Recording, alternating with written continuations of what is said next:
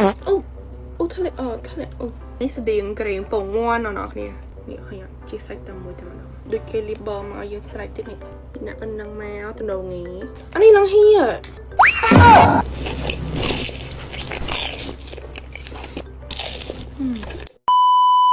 តាគ្នានិយាយទៅគឺថាបើក្បាលវីដេអូគឺថាមានជាមួយនឹងពងមាន់ទៀតហើយគឺថាមិនមែនមកធ្វើជាមួយនឹងពងមាន់ចំហុយឬមួយក៏ពងមាន់ដុតអីទៀតទេចាប៉ុន្តែគឺខ្ញុំនឹងអ្នកគ្នាមកធ្វើជាមួយនឹងនំ bakery មួយដែលថា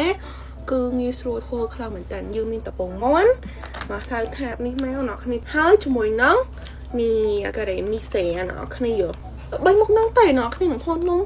ពងមាន់បានហើយនំថាត់ពងមាន់នេះដូចដាក់ហូបនៅលើខាងលើហ្នឹងឲ្យមើលការ៉េមីសេវ៉ានីឡានេះជាមួយនឹងពងមាន់ហ្នឹងគឺយើងមកធ្វើ snow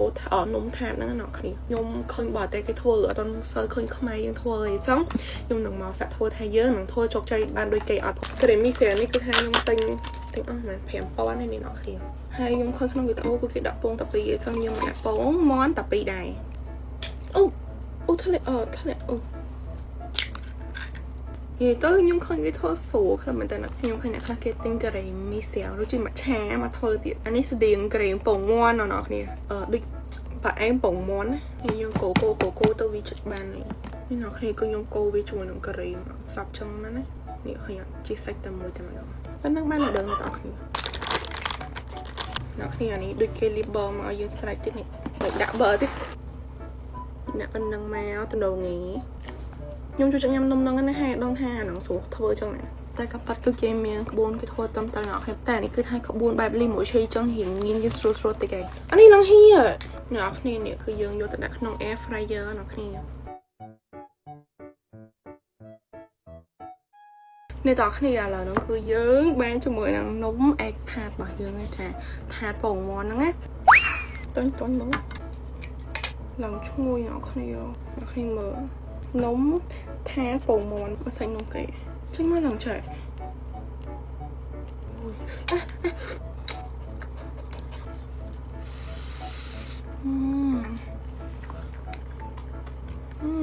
វ៉ាវ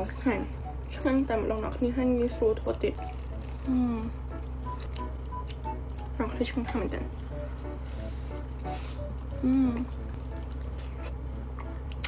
ប៉ុន្តែនំនេះគឺថាវាស្រួលផ្អែមម៉ានេះបើសិនជាអ្នកខ្ញុំចិត្តផ្អែមអីចឹង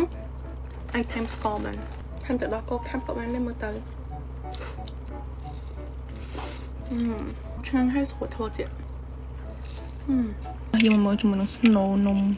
ថាតពងមាន់សាច់ដូច pudding ចឹងញ៉ាំទៅឡើងតុនរ៉ាឌីក្នុងមាត់អ្នកទាំងគ្នាមកដល់ពេលនេះហើយគឺនៅតែមានអ្នកយកច្រឡំជាមួយនឹងការប្រើប្រាស់ស្លេកជូតមុខជាមួយនឹង cleansing water និងការប្រើប្រាស់ toner pad ឬមួយក៏ cotton pad ដែលពីរមុខនឹងគឺថាខុសគ្នាដាច់តែម្ដងអ្នកគ្នាមនុស្សភាគច្រើនគឺធ្វើទង្វើខុសតែម្ដងអ្នកគ្នាដោយសារតែយក cotton pad ហ្នឹងទៅ remove make up ហ្នឹងតែម្ដងគឺថាមិនមែនទេណាអ្នកគ្នាមិនមែនទេហាមធ្វើអញ្ចឹងជាដាច់ខាត cotton pad ហ្នឹងគឺគេប្រើប្រាស់បន្ទាប់ពីយើងលាងមុខជាមួយនឹង foam ហើយលាងសម្អាតមុខបានស្អាតហើយមុននឹងយើង lip skin care គឺយើងត្រូវតែមកជួសជាមួយនឹង cotton pad ចឹងណាមកបងប្អូនគ្នានេះដូចពីរមុខនេះអញ្ចឹងដែលខ្ញុំប្រើប្រាស់ជាប្រចាំជាមួយនឹងស្លេកជូតមុខ L'Oreal cotton pad ហ្នឹងហើយកំប៉ុងពីរនេះដែរអ្នកគ្នាមានពីរពណ៌ខុសគ្នាតួនាទីក៏ខុសគ្នាដែរកំប៉ុងពណ៌សនេះគឺយើងអាចប្រើពេលព្រឹកឬមួយក៏ពេលថ្ងៃបានដែលតួនាទីរបស់វាហ្នឹងគឺជួយកាត់បន្ថយការរក៏ដូចជាឡើងកន្ទោលលំមាត់ជួយកាត់បន្ថយកម្ដៅនៅលើផ្ទៃមុខធ្វើស្បែកមុខយើងសភ្លឺមាត់ឲ្យលងហើយ lip skin care បន្ទាប់ហ្នឹងគឺថាឆាប់ចូលតែម្ដងពណ៌សនេះគឺខ្ញុំចូលចិត្តបិទមុននឹងខ្ញុំ make up ពេលថ្ងៃចឹងណាអ្នកគ្នាពីព្រោះគឺវាធ្វើស្បែកមុខយើង lip skin care ឆាប់ចូលហើយនឹង make up ទៅ smooth វាជួយផ្ចិតរន្ធញើសរបស់យើងបានល្អទីសម្រាប់កំប៉ុងពណ៌ស្វាយនេះដែរគឺយើងជូននៅពេលយប់ដែលវាមានខាងគ្រឿងជាមួយនឹងខាងរលោងសម្រាប់បងដែលគាត់មានស្បែកមុខ sensitive ដូចខ្ញុំគឺអាចប្រើប្រាស់នឹងខាងរលោងនេះបានដែលវាជួយកាត់បន្ថយការកកស្ទះខ្លាញ់ធូលីកាត់បន្ថយការឡើងមុនការឡើងរោលជួយកាត់បន្ថយស្នាមគ្រប់ប្រភេទនៅលើផ្ទៃមុខធ្វើឲ្យស្បែកមុខយើងមានសភាពហាប់ណែននិងក្មេងជាងវ័យ lip skin care ពេលយប់អីគឺថាឆាប់ចូលខ្លាំងមែនតើអ្នកគ្នាហើយសំខាន់ដល់ទៅជាស្បែកមុខតែម្ដងរីឯក្នុងមួយកំប៉ុងវិញគឺមានចំនួន70សន្លឹកអ្នកគ្នាសម្រាប់ពីកំប៉ុងនេះដែរតម្លៃត្រឹមតែ